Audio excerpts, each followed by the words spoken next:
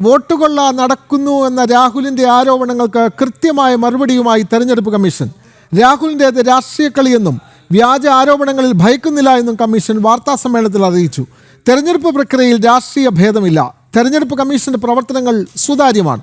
എല്ലാ രാഷ്ട്രീയ പാർട്ടികളുടെയും ബൂത്ത് ഏജന്റുമാരെ ഉൾപ്പെടുത്തിയാണ് ബീഹാറിൽ വോട്ടർ പട്ടികയുടെ തീവ്ര പരിഷ്കരണം ആരംഭിച്ചത്. രാഹുലിന്റെ ഇരട്ട വോട്ട് ആരോപണത്തിന് തെളിവ് ചോദിച്ചെങ്കിലും മറുപടി ഇതുവരെയായി ലഭിച്ചില്ല എന്നും കമ്മീഷൻ അറിയിച്ചു. രാഹുലിന്റെ ആരോപണം ഭരണഘടനയ്ക്ക് അപമാനമാണെന്നും മുഖ്യ തെരഞ്ഞെടുപ്പ് കമ്മീഷണർ ഗ്യാനേഷ് കുമാർ രാജ്യതലസ്ഥാനത്ത് പറഞ്ഞു. ഇത്തരം അടിസ്ഥാനരഹിതമായ ആരോപണങ്ങൾക്ക് പിന്നിലുള്ള താല്പര്യം രാജ്യത്തെ ജനങ്ങൾക്ക് മനസ്സിലാകുമെന്നും കമ്മീഷൻ പറഞ്ഞു. तो जब रिटर्निंग ऑफिसर रिजल्ट डिक्लेयर कर देता है, उसके बाद भी कानून में प्रावधान है कि आप 45 डेज के अंदर आप उच्च न्यायालय जाकर एक चुनावी याचिका दायर कर सकते हैं और चुनाव को चैलेंज कर सकते हैं. जब ये प्रक्रिया 45 दिन समाप्त हो जाते हैं, उसके बाद इस तरह के निराधार और आरोप लगाना, चाहे वो केरल हो, चाहे वो कर्नाटक हो, चाहे वो बिहार हो, जब 45 दिन चुनाव के बाद पूर्ण हो चुके हैं और किसी भी दल को, किसी भी कैंडिडेट को कोई भी गलती नजर नहीं आई, तो आज इतने दिनों के बाद इस तरह के निराधार आरोप लगाना, उनका उद्देश्य क्या है, ये सारे मतदाता और देश की जनता पूरा समझती है. न तो कोई विपक्ष है, न तो कोई पक्ष है, सब समकक्ष हैं. चाहे किसी भी राजनीतिक दल का कोई भी हो, चुनाव आयोग अपने संवैधानिक कर्तव्य से पीछे नहीं हटेगा. വിവരങ്ങളുമായി ഡൽഹിയിൽ നിന്നും എസ് നന്ദഗോപൻ ചേരുന്നു. നന്ദഗോപൻ, രാഹുൽ കുറേ ദിവസങ്ങളായി ഉയർത്തുന്ന അടിസ്ഥാനരഹിതമായ ആരോപണങ്ങൾക്ക് കേന്ദ്ര തെരഞ്ഞെടുപ്പ് കമ്മീഷൻ കൃത്യമായ മറുപടിയാണ് ഇന്ന് നൽകിയത്. രാജ്യത്തെ തെരഞ്ഞെടുപ്പ് സംവിധാനം എല്ലാവിധ സംശയങ്ങൾക്കും അതീതമാണ്. വോട്ടെടുപ്പ് കഴിഞ്ഞാൽ അതിന് നിശ്ചിത തീയതിക്കകം പരാതിയുണ്ടെങ്കിൽ രേഖാമൂലം അറിയിക്കണം. പക്ഷേ ഇത്രയും കാലം കഴിഞ്ഞിട്ട്, ഒരു വർഷത്തോളം പിന്നിട്ട ശേഷമാണ് ഇത്തരത്തിൽ ആരോപണങ്ങൾ ഉന്നയിക്കുന്നത്. ആരോപണങ്ങൾ വെറുതെ ഉന്നയിക്കുക മാത്രമാണ്, കൃത്യമായി രേഖാമൂലം പരാതി പോലും നൽകുന്നില്ല. രാഹുൽ എല്ലാ അർത്ഥത്തിലും എല്ലാ നിയമ ലംഘനങ്ങളും നടത്തുന്നു. കാരണം സ്വകാര്യതയെ പോലും ലംഘിക്കുന്നു. പ്രത്യേകിച്ചും വോട്ടർ പട്ടികയിലെ പടമടക്കം ഉപയോഗിച്ച് രാഷ്ട്രീയപരമായ പ്രചാരണത്തിന് ഉപയോഗിക്കുന്നു തുടങ്ങിയ കാര്യങ്ങളെല്ലാം ഇന്ന് കേന്ദ്ര തെരഞ്ഞെടുപ്പ് കമ്മീഷൻ പറഞ്ഞു വെക്കുന്നുണ്ടല്ലോ നന്ദഗോപൻ. ഏതാണ്ട് 1.5 മണിക്കൂർ നേരമെടുത്താണ് ഈ രാഹുൽ അടക്കം അല്ലെങ്കിൽ പ്രതിപക്ഷ പാർട്ടികൾ ഉന്നയിക്കുന്ന ആക്ഷേപങ്ങൾക്കും ആരോപണങ്ങൾക്കും മുഖ്യ തെരഞ്ഞെടുപ്പ് കമ്മീഷണർ ഗ്യാനേഷ് കുമാർ മറുപടി പറഞ്ഞത്.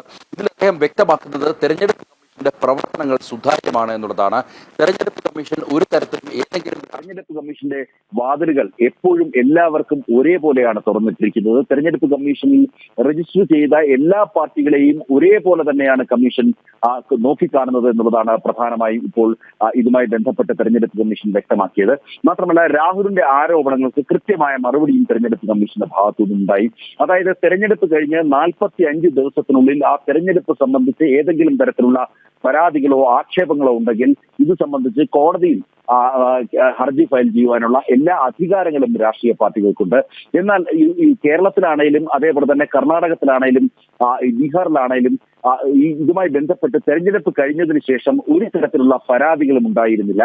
45 ദിവസം വരെ ആർക്കും ഒരു തരത്തിലുള്ള പരാതികളോ പരിഭവങ്ങളോ ആക്ഷേപങ്ങളോ ഉണ്ടായിരുന്നില്ല. എന്നാൽ ഇപ്പോൾ അത്തരത്തിലുള്ള പരാതികളും ആക്ഷേപങ്ങളും മറ്റും ഉയർന്നു വരുന്നത് എന്തിന്റെ അടിസ്ഥാനത്തിലാണ് എന്നുള്ളത് രാജ്യത്തെ ജനങ്ങൾക്ക് കൃത്യമായി ബോധ്യമുണ്ട് എന്നുള്ളതാണ് മുഖ്യ തെരഞ്ഞെടുപ്പ് കമ്മീഷണർ വ്യക്തമാക്കിയത്. മാത്രമല്ല, ഇതുമായി ബന്ധപ്പെട്ട് പ്രധാനമായും അദ്ദേഹം സൂചിപ്പിച്ചത് അടുത്ത 7 ദിവസത്തിനകം ഈ രാഹുൽ ഉന്നയിച്ച ആക്ഷേപങ്ങൾക്ക് കൃത്യമായ പരാതികൾ അല്ലെങ്കിൽ ഇതുമായി ബന്ധപ്പെട്ട സത്യവാങ്മൂലം തെരഞ്ഞെടുപ്പ് കമ്മീഷൻ നൽകണമെന്നുള്ളതാണ്. സത്യവാങ്മൂലം നൽകുകയോ അല്ലെങ്കിൽ രാജ്യത്തെ ജനങ്ങളോട് രാഹുൽ മാപ്പ് പറയുകയോ വേണമെന്നുള്ളതാണ് തെരഞ്ഞെടുപ്പ് കമ്മീഷൻ ആവശ്യപ്പെട്ടത്. മൂന്നാമത് ഒരു നടപടിയില്ല. അതായത് ഒന്നെങ്കിൽ തെരഞ്ഞെടുപ്പ് കമ്മീഷന് കൃത്യമായ പരാതികൾ കാണിച്ചുകൊണ്ടുള്ള സത്യവാങ്മൂലം നൽകുക, അല്ലെങ്കിൽ രാജ്യത്തെ ജനങ്ങളോട് മാപ്പ് പറയുക. മൂന്നാമതൊരു ഓപ്ഷൻ ഇല്ല എന്നുള്ളതാണ് പ്രധാനമായും മുഖ്യ തെരഞ്ഞെടുപ്പ് കമ്മീഷൻ വ്യക്തമാക്കിയത്. മാത്രമല്ല, 7 ദിവസത്തിനകം ഇതുമായി ബന്ധപ്പെട്ട കൃത്യമായ പരാതികളോ അല്ലെങ്കിൽ സത്യവാങ്മൂലമോ നൽകാത്ത പക്ഷം ഈ പ്രതിപക്ഷ പാർട്ടികൾ അല്ലെങ്കിൽ ഇവർ ഉന്നയിച്ച ആരോപണങ്ങൾ അത് വെറും വ്യാജമാണ് എന്നുള്ളത് എങ്ങനെ വേണം അതിനെ വിലയിരുത്താൻ എന്നുള്ളതാണ് അദ്ദേഹം പ്രധാനമായും സൂചിപ്പിച്ചത്. മാത്രമല്ല, ഇതുമായി ബന്ധപ്പെട്ട ആക്ഷേപങ്ങൾ ഉയർന്ന ഘട്ടത്തിലൊക്കെ തന്നെ പരാതികൾ നൽകുവാൻ അല്ലെങ്കിൽ ഇതുമായി ബന്ധപ്പെട്ട വ്യക്തമായ തെളിവുകൾ നൽകാൻ പലകുറി രാഷ്ട്രീയ പാർട്ടികളോട് ആവശ്യപ്പെട്ടു. എന്നാൽ ആരും തന്നെ ഇതുമായി ബന്ധപ്പെട്ട തെളിവുകൾ നൽകുവാനോ സത്യവാങ്മൂലം നൽകുവാനോ തയ്യാറായില്ല. മറിച്ച് മാധ്യമങ്ങളിലൂടെ ആക്ഷേപങ്ങൾ ഉന്നയിക്കുന്ന അവസ്ഥയാണ്. ഈ രാജ്യത്തെ പൗരന്മാരുടെ സ്വകാര്യതയെ പോലും ലംഘിക്കുന്ന തരത്തിലേക്കാണ് ഈ പ്രതിപക്ഷം മുന്നോട്ട് പോകുന്നത്. വോട്ടർമാരുടെ ചിത്രം അവരുടെ അനുമതിയില്ലാതെ പ്രചരിപ്പിക്കുന്നു. ഇതെല്ലാം തന്നെ അവരുടെ സ്വകാര്യതയെ ബാധിക്കുന്നതാണ് എന്നുള്ളതാണ് പ്രധാനമായും തെരഞ്ഞെടുപ്പ് കമ്മീഷൻ ചൂണ്ടിക്കാണിക്കുന്നത്. മാത്രമല്ല, ഇതുമായി ബന്ധപ്പെട്ട മറ്റൊരു പ്രധാനപ്പെട്ട ആരോപണം ഈ ഭരണഘടനാ കർത്തവ്യത്തിൽ നിന്നും ഒരു തരത്തിലുള്ള പിന്നോട്ട് പോക്കും ഇനി ഈ ഒരു വിഷയത്തിൽ നന്ദഗോപൻ തുടരുക. BJP നേതാവ് അഡ്വക്കേറ്റ് B. ഗോപാലകൃഷ്ണൻ ഈ അവസരത്തിൽ നമുക്കൊപ്പം ചേരുന്നു. അഡ്വക്കേറ്റ് ഗോപാലകൃഷ്ണൻ, കേന്ദ്ര തെരഞ്ഞെടുപ്പ് കമ്മീഷന്റെ വാർത്താ സമ്മേളനം നമ്മൾ എല്ലാവരും ശ്രദ്ധിച്ചതാണ്. രാഹുൽ കുറേ ദിവസങ്ങളായി കേന്ദ്ര തെരഞ്ഞെടുപ്പ് കമ്മീഷന്റെ നടപടിക്രമങ്ങളെ ചോദ്യം ചെയ്യുകയാണ്. അത് രാഷ്ട്രീയ ഗോദായിൽ വലിയ ആക്ഷേപമായി ഉയർത്തുന്നു. പക്ഷേ ഇത്തരം ആക്ഷേപങ്ങൾ ഉയർത്തുന്നു എന്നുള്ളതല്ലാതെ രേഖാമൂലം ഇന്നേ വരെ പരാതി നൽകാൻ രാഹുൽ തയ്യാറാകുന്നതുമില്ല. അതിലൊക്കെ കൃത്യമായ മറുപടിയാണ് ഇന്ന് കേന്ദ്ര തെരഞ്ഞെടുപ്പ് കമ്മീഷൻ ഇന്ന് നടത്തിയ വാർത്താ സമ്മേളനത്തിൽ മുന്നോട്ട് വെച്ചത്. എങ്ങനെ വിലയിരുത്തുന്നു അഡ്വക്കേറ്റ് ഗോപാലകൃഷ്ണൻ? ഈ വായില്ലാത്ത വെട്ടോത്തി കൊണ്ട് വെട്ടാൻ ആർക്കും പറ്റും, പക്ഷെ അത് മുറിയണമെന്നില്ല. രാഹുൽ ഗാന്ധി എന്ന് പറയുന്നത് ഒരു വായില്ലാത്ത വെട്ടോത്തിയായിട്ട് ഇന്ത്യൻ രാഷ്ട്രീയത്തിൽ മാറിക്കൊണ്ടിരിക്കുകയാണ്. അങ്ങേര് പറയുന്നത് എന്താണ്, അങ്ങേര് ചെയ്യുന്നത് എന്താണ്, ഇത് വാസ്തവത്തിൽ അങ്ങേർക്ക് തന്നെ അറിയാത്തൊരവസ്ഥയാണ്. ഇപ്പൊ ഞാനൊരു കാര്യം ചോദിക്കാം. ഈ തെരഞ്ഞെടുപ്പ് കമ്മീഷൻ പറഞ്ഞൊരു പ്രധാനപ്പെട്ട വിഷയമുണ്ട്. ആ വിഷയം എന്ന് പറഞ്ഞു കഴിഞ്ഞാല്, ബീഹാറിൽ തെരഞ്ഞെടുപ്പ് കമ്മീഷൻ ഒരു സ്പെഷ്യൽ ഇന്റൻസീവ് റിവിഷൻ എന്ന് പറഞ്ഞിട്ട് ഇലക്ടറൽ റോളിൽ അനധിമതരെ കണ്ടെത്താനും ഡബിളിംഗ് കണ്ടെത്താനും ഒക്കെ ആയിട്ടുള്ള ഒരു എക്സർസൈസ് നടത്തുന്നുണ്ട്. അതിനെ ചുരുക്കപ്പേരിൽ SIR എന്നാണ് അറിയപ്പെടുന്നത്. അത് സ്പെഷ്യൽ ഇന്റൻസീവ് റിവിഷനാണ്. ഈ സ്പെഷ്യൽ ഇന്റൻസീവ് റിവിഷൻ വോട്ടർ പട്ടികയെ ശുദ്ധീകരിക്കാനാണ് നടക്കുന്നത്. അതിനെ രാഹുൽ ഗാന്ധി എതിർക്കുന്നു, കോൺഗ്രസ് എതിർക്കുന്നു, ഇടതുപക്ഷം എതിർക്കുന്നു. സ്പെഷ്യൽ ഇന്റൻസീവ് റിവിഷനുമായി ബന്ധപ്പെട്ട് ഏതാണ്ട് 64 ലക്ഷം വോട്ടേഴ്സ് ബോഗസ് ആണ് എന്ന് കണ്ടെത്തിയിട്ടുണ്ട്. അപ്പോൾ ആ വോട്ടേഴ്സിനെ വോട്ടർ ലിസ്റ്റിൽ നിന്ന് നീക്കം ചെയ്തു. അപ്പോഴാണ് ഇദ്ദേഹം പറയുന്നത്, രാഹുൽ പറയുന്നത്, ആ നീക്കം ചെയ്തത് കോൺഗ്രസിന് വേണ്ടി, നീക്കം ചെയ്തത് BJPക്ക് വേണ്ടിയാണ്. അപ്പൊ അത് ഇലക്ഷൻ കമ്മീഷൻ വളരെ കൃത്യമായി പറഞ്ഞിട്ടുണ്ട്. 45 bogus vote, missing vote, death vote, transfer vote, അങ്ങനെ വേണ്ടപ്പെട്ട രീതിയിൽ ഇലക്ഷൻ കമ്മീഷൻ മുന്നോട്ട് വെച്ചിട്ടുള്ള 10 ഐഡന്റിറ്റി വെളിപ്പെടുത്താനാവാതെ, കണ്ടെത്താനാവാതെ വീടുകൾ തോറും BLO കയറി ഇറങ്ങി അന്വേഷിച്ച് സ്ക്രൂട്ടനി ചെയ്തപ്പോഴാണ് ഈ 65 ലക്ഷം വെളിയിൽ പോയത്. ഈ 65 ലക്ഷം വെളിയിൽ പോയതിനെ എതിർത്തുകൊണ്ട് സുപ്രീം കോടതി കേസ് കൊടുത്തിരിക്കുന്നു. ഇവിടെ പറയുന്നത് എന്താ, ഡൽഹിയിൽ പത്രസമ്മേളനം നടന്നത് എന്താ, വോട്ടർ പട്ടികയിൽ ധാരാളം ക്രമക്കേടുണ്ട്, വോട്ടർ പട്ടികയിൽ ഡബിളിംഗ് ഉണ്ട്, വോട്ടർ പട്ടികയിൽ ക്രമക്കേടുണ്ട്. ഇന്ന് തെരഞ്ഞെടുപ്പ് കമ്മീഷൻ പറഞ്ഞത് കറക്റ്റാണല്ലോ. കാരണം ഇന്ന് കമ്മീഷൻ പറഞ്ഞത് തോക്ക് വെച്ച് നിങ്ങൾ ഭീഷണിപ്പെടുത്തൊന്നും വേണ്ട, അതൊന്നും ഇവിടെ നടക്കില്ല.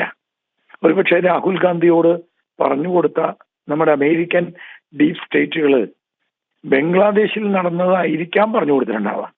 കാരണം ബംഗ്ലാദേശിൽ ഷെയ്ഖ് ഹസീന 3ാം വട്ടവും അധികാരത്തിൽ 60% വോട്ടിന്റെ പിൻബലത്തോടെ അധികാരത്തിൽ വന്നപ്പോഴാണ് അവിടെ ഒരു അട്ടിമറി ഉണ്ടായത്.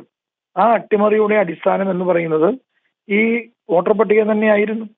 അപ്പം ബംഗ്ലാദേശിൽ ഈ അമേരിക്കൻ ഡീപ് സ്റ്റേറ്റ് അട്ടിമറിക്ക് വേണ്ടി പണം, സോറസ് അട്ടിമറിക്ക് വേണ്ടി പണം ചെലവാക്കുന്നു എന്നും അട്ടിമറി നടത്തുവാൻ പോകുന്നു അല്ലെങ്കിൽ നടത്തിയിരുന്നു എന്നുള്ളത് എല്ലാവർക്കും അറിയാവുന്ന കാര്യമാണ്. അതേ മാതൃകയാണ് ഇപ്പോ ഇന്ത്യയിൽ രാഹുൽ ഗാന്ധി സ്വീകരിക്കുന്നത്. അതിനിടയ്ക്കാണ് ചില മാധ്യമങ്ങൾ ഉയർത്തുക രാഹുൽ ഗാന്ധിയുടെ വമ്പിച്ച ഉദയം ഉയരുകയാണ്. രാഹുൽ ഗാന്ധി ഉയരുന്നത് കാണുമ്പോൾ നമ്മുടെ നിതീഷ് കുമാറും അതുപോലെ നായിഡുവും മോദിയെ കൈവിടുമോ, അടുത്ത ആയുധ മോദിയെ കൈവിടുമോ? ഇന്നലെ വരെ ഇവര് ഉന്നയിച്ചിരുന്നത് എന്താ? ഇന്നലെ വരെ രാഹുൽ ഗാന്ധി ഉന്നയിച്ചിരുന്നത് തെരഞ്ഞെടുപ്പ് യന്ത്രത്തിന്റെ കുഴപ്പമാണ്. എവിടെ കുത്തിയാലും താമര വരും. എന്തൊരു കഷ്ടമെന്ന് നോക്ക്. എവിടെ കുത്തിയാലും താമര വരും എന്നുണ്ടെങ്കിൽ പിന്നെ ഒരു 350 സീറ്റങ്ങ് ഉണ്ടാക്കിയാൽ പോരെ. BJPക്ക് കേവല ഭൂരിപക്ഷം പോലും കിട്ടിയില്ല.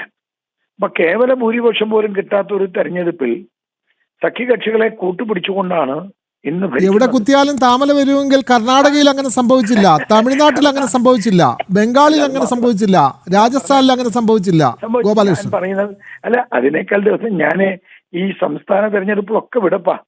2024 ലോക്സഭ ഇലക്ഷൻ, കാരണം പ്രധാനമന്ത്രിയാവുക എന്നുള്ളതാണല്ലോ രാഹുൽ ഗാന്ധിയുടെ ഒടുങ്ങാത്ത ആഗ്രഹം.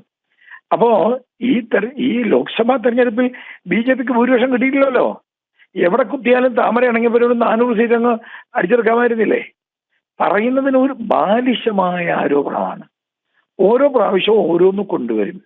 ആരൊക്കെയോ പറഞ്ഞു കൊടുക്കുന്നത്. കുറച്ചു കാലം റഫേലിന്റെ പിന്നാലെയായിരുന്നു. അത് കഴിഞ്ഞപ്പോൾ ചൈനയുടെ ഭൂമി, ഇന്ത്യയുടെ ഭൂമി ചൈന പിടിച്ചോണ്ട് പോയി എന്ന് പറഞ്ഞിട്ടായിരുന്നു. പിന്നെ കുറെ കഴിഞ്ഞപ്പോൾ സർജിക്കൽ സ്ട്രൈക്കിന് എവിഡൻസ് ചോദിച്ചുകൊണ്ടായിരുന്നു. വേറൊരു സമയത്ത് പറഞ്ഞത് ഇന്ത്യയുടെ 5 പോർ വിമാനങ്ങൾ നഷ്ടപ്പെട്ടു, പാകിസ്ഥാൻ ഇന്ത്യ അടിച്ചു. ഇയാൾ എന്താ പറയണേ? ഇയാൾക്ക് ഭ്രാന്തുണ്ട്. വട്ടെന്നൊക്കെ നമ്മൾ സാധാരണ പച്ച മലയാളത്തിൽ പറഞ്ഞ വട്ടെന്നൊക്കെ പറയാം. ഈ വട്ട് പറയുന്നത് കേട്ടിട്ട് കേരളത്തിലെ മാധ്യമങ്ങൾ കയ്യടിക്കുക കാണുമ്പോൾ എനിക്ക് വിഷമം തോന്നുക. ഇന്ന് തെരഞ്ഞെടുപ്പ് കമ്മീഷൻ പറഞ്ഞ പ്രധാനപ്പെട്ട ഒരു വിഷയമുണ്ട്. എന്താ പറഞ്ഞേ? സമയമുണ്ടല്ലാത്തതിനും. നിങ്ങൾ കരട് രേഖ പബ്ലിഷ് ചെയ്യുമ്പോൾ നിങ്ങൾ എവിടെയായിരുന്നു? കരട് രേഖയിൽ വന്ന 8000, അദ്ദേഹം പറഞ്ഞത് വളരെ കൃത്യമാണ്. കാരണം കരട് രേഖയിൽ ഏതാണ്ട് 28,370 പരാതികൾ ഉയർന്നിരുന്നു. ആ പരാതികളൊക്കെ പരിഹരിച്ചു. അപ്പൊ 5 പ്രാവശ്യം 1 കോടി ജീവനക്കാരും 10 ലക്ഷം ഇവരുമെല്ലാം ചേർന്നിട്ടാണ് 1 കോടി ജീവനക്കാരാണ്. ഈ ജീവനക്കാരൊന്നും തെരഞ്ഞെടുപ്പ് കമ്മീഷന്റെ ജീവനക്കാരല്ലല്ലോ. ഇവരൊക്കെ തന്നെയും അതത് സംസ്ഥാനങ്ങളിലെ റവന്യൂ ഉദ്യോഗസ്ഥന്മാരാണ്. തെരഞ്ഞെടുപ്പ് കമ്മീഷന്റെ ആ മന്ദിരത്തിൽ ആകെയുള്ളത് 5 പേര്. അവരെന്നാ പത്രസമ്മേളനം നടത്തിയത്. ബാക്കി തെരഞ്ഞെടുപ്പ് കമ്മീഷൻ എന്ന് പറഞ്ഞാൽ ഒക്കെ സംസ്ഥാന ഗവൺമെന്റ് അല്ലേ. കർണാടകയിൽ കർണാടകയുടെ സംസ്ഥാന ഗവൺമെന്റ്, കേരളത്തിൽ പിണറായി വിജയന്റെ ഗവൺമെന്റിലെ ആൾക്കാർ, അല്ലാണ്ട് ആരെങ്കിലും ആണോ? അല്ല. അപ്പം ഇത്രയേറെ 1 കോടി ജീവനക്കാർ, 10 ലക്ഷം BLO ഓഫീസേഴ്സ്, ഇവരൊക്കെ ചേർന്നുണ്ടാക്കുന്ന ഇലക്ഷൻ. ആ ഇലക്ഷനിൽ BJP വിജയിച്ചപ്പോൾ ഇപ്പോൾ കാര്യം പിടികിട്ടിയല്ലോ. എന്ന് രാഹുൽ ഗാന്ധി പറഞ്ഞത് എന്താണെന്നുള്ളത് അവരുടെ വക്താവ് ഇന്ന് സൂചിപ്പിച്ചിട്ടുണ്ട്. കഴിഞ്ഞ ദിവസം ഇന്നലെ അവരുടെ വക്താവ് പറഞ്ഞ എന്താ? 2024 ഇലക്ഷൻ നള്ളിഫൈ ചെയ്യണം. എളുപ്പമായല്ലോ.